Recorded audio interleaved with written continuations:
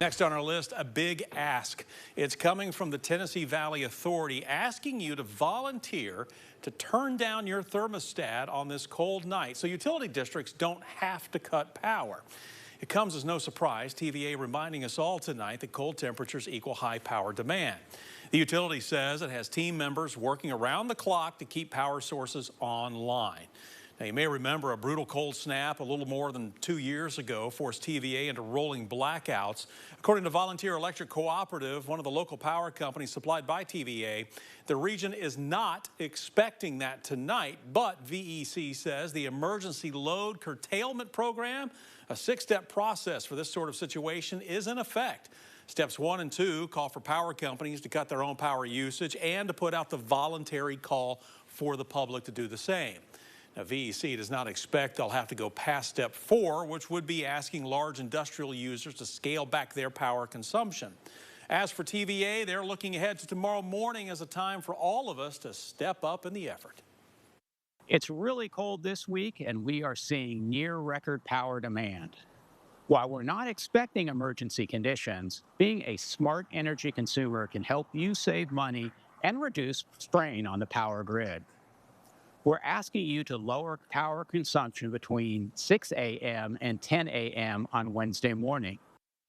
So there you go, looking ahead to tomorrow. So here's what you can do. Lower your thermostat.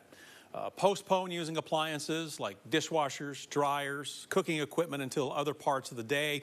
And turn off things that are non-essential, such as decorative lighting. Well, the explanation behind a big decision in that area is next on the list for you. School may be out tomorrow for some, however, not in Knox County. So what goes into deciding whether to close school or not? We took the question to Knox County School Superintendent John Reiswick. You kind of can rule out the safety. Safety is always our first thing, but the safety from the roads. Haven't had precipitation, which is nice, so there's not a lot of snow and ice, very dry. So for us, it really became are our facilities ready, right? And are they, mainly do we have all of our power?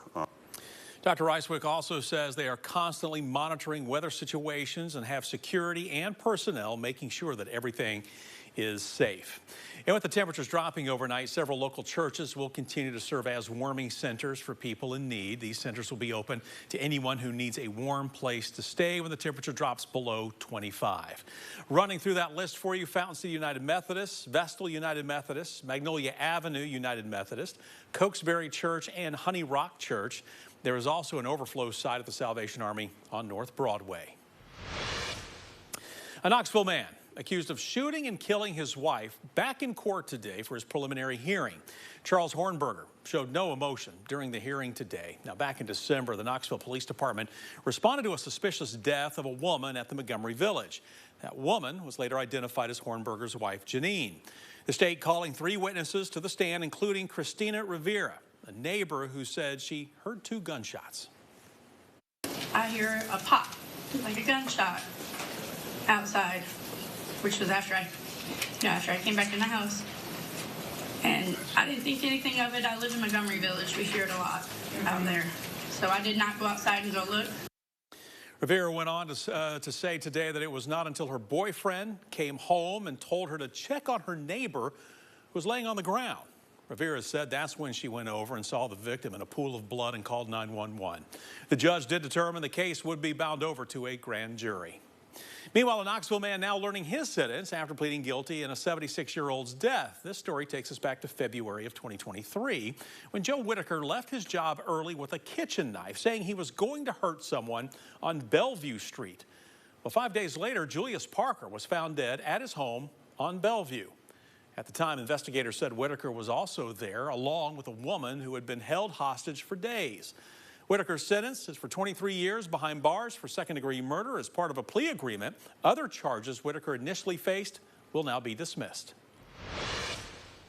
Big turnaround on the heels of a big change in the White House. As one of the many executive orders President Trump signed yesterday, the roughly 1,500 individuals convicted in the January 6, 2021 attack on the U.S. Capitol were pardoned.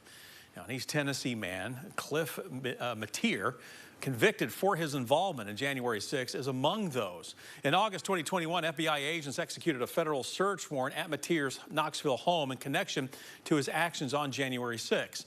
FBI documents say Mateer was seen walking through the Capitol for around half an hour, carrying a two-sided sign saying "Stop the Steal" and "Save the Republic."